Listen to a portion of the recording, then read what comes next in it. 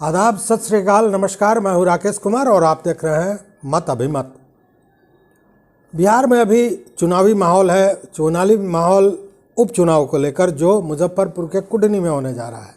इसके पहले जो सरगर्मी थी वो मोकामा और गोपालगंज की थी, लेकिन अब कुढ़नी सारे राजनीतिज्ञों का सेंटर बना हुआ है, केंद्र बना हुआ है, जहां राजनीति की जा रही है।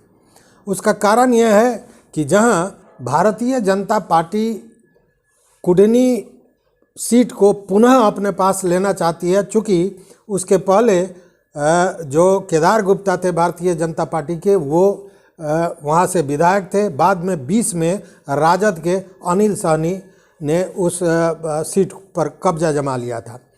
अनिल सहनी कुछ मामलों में फंसे थे, जिसको लेकर उनकी सदस्यता रद्द हुई थी और ये उपचुनाव हो रहा है। मतलब भाजपा पुनः अपने सीट को वापस लेना चाहता है। वहीं जदयू के लिए ये बहुत बड़ा प्रतिष्ठा का प्रश्न बन गया है। वो इसलिए कि पहले यह सीट राजद का था और तब राजद जदयू के खिलाफ लड़ रहा था। मतलब एनडीए में जदयू और भारतीय जनता पार्टी थे और राजद महागठबंधन जो था वो अलग था। लेकिन इस बार महागठबंधन में जदयू शामिल है।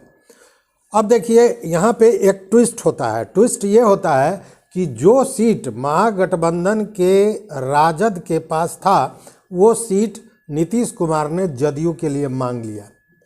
इस पर भी कई तरह के प्रश्न हो रहे हैं, लेकिन हम आज जानते हैं कि आखिर महागठबंधन के राजद ने अपना सीट जदयू को क्यों दे दिया, इसके पीछे क्या कारण था। इसी का आज हम सर्वेक्षण करेंगे। सबसे पहली बात कि नीतीश कुमार ने यह सीट क्यों चुना, उसका सबसे बड़ा कारण यह था कि नीतीश कुमार ने यह राजद को, मतलब तेजस्वी को और महागठबंधन के लोगों को समझाने में वो सफल रहे कि दो चुनाव, जो पिछला 2 चुनाव था, उपचुनाव था, उस दोनों चुनाव में राजद के प्रत्याशी खड़े थे। अगर इस बार भी राजद के प्रत्याशी खड़े होते हैं तो महागठबंधन में जदयू का जो पोजीशन है वो बहुत खराब होगा और पब्लिक में जो संदेश जा रहा है वह भी अच्छा नहीं जा रहा है। चूँकि ये बात थी कि जब फिर पलटकर वो भाजपा को छोड़कर और राजद के साथ शामिल हुए थे महागठबंधन में, तब से ये कयास लगाया जा रहा था, कयास नहीं, ये चर्चा सरेआम हो रहा था कि नीतीश कुमार का कद बहुत छोटा हो गया है, क्योंकि बहुत कम सदस्य हैं उनके पास और राजद सबसे बड़ी पार्टी है बिहार की।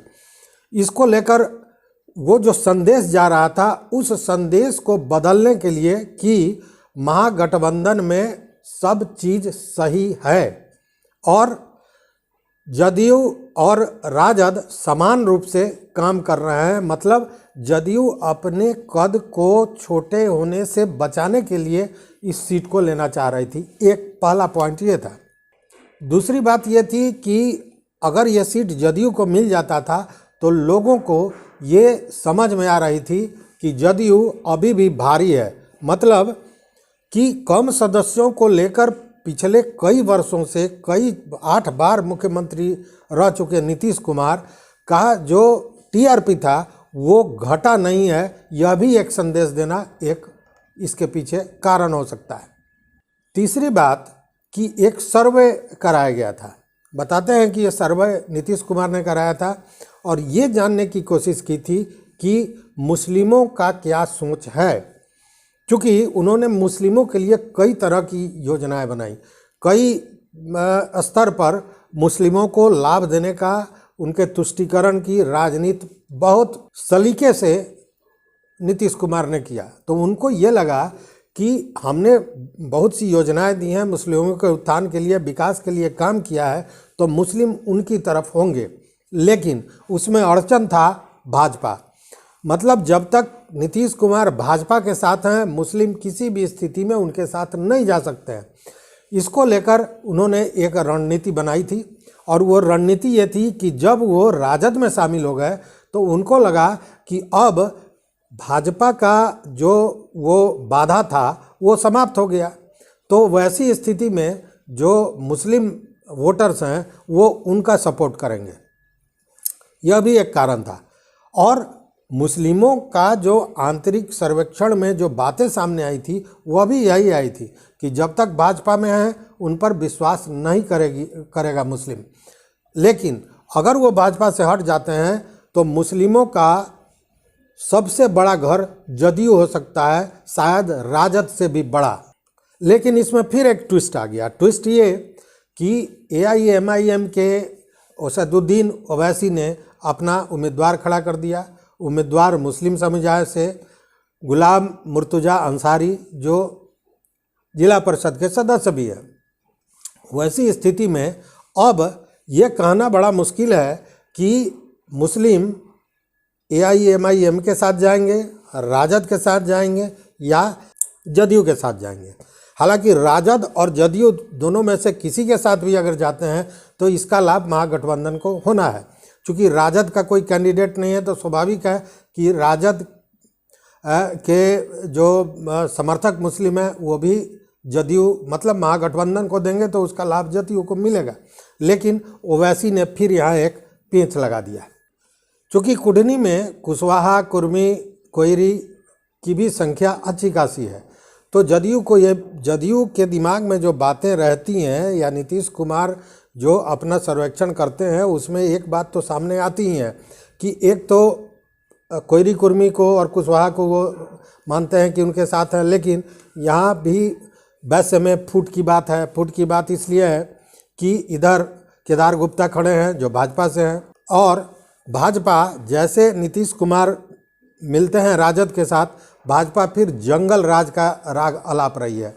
अब यहाँ एक प्रश्न उठता है कि जब भाजपा के साथ नीतीश कुमार थे तो वो विकास और सुशासन की बात को करके लोगों के सामने जाते थे, लेकिन अब उनके सामने सुशासन, विकास के साथ साथ जंगल राज का भी मामला है। तो क्या ऐसे में वो अपना TRP बचा सकते हैं या बचा पाएंगे, ये यक्ष प्रश्न है।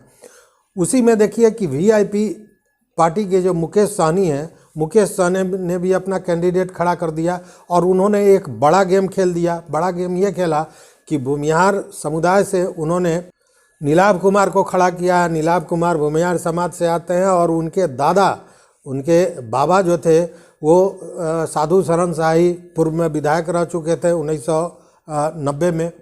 तो एक यह भी फैक्टर आ रहा है, मतलब कि भूमिहार किस ओर जाएगा यह भी मामला है। हालांकि इसका ज़्यादा लाभ मुझे लगता है कि नीतीश कुमार को होगा, इसलिए कि भूमिहार अगर कटेगा तो कुढ़नी में जो सर्वेक्षण हुआ था उसमें अधिकतर भूमिहार जो थे वो भाजपा की ओर उनका झुकाव नज़र आ रहा था। लेकिन जब भूमिहार समुदाय से कैंडिडेट खड़ा हो गया है उस स्थिति में इसका कहीं ना कहीं घाटा भाजपा को हो सकता है और जिसका लाभ नीतीश कुमार को मिल सकता है। लेकिन अब देखने वाली बात यह होगी कि क्या इन परिस्थितियों में नीतीश फैक्टर काम करेगा, क्या नीतीश अपनी TRP को बचा के रख सकेंगे।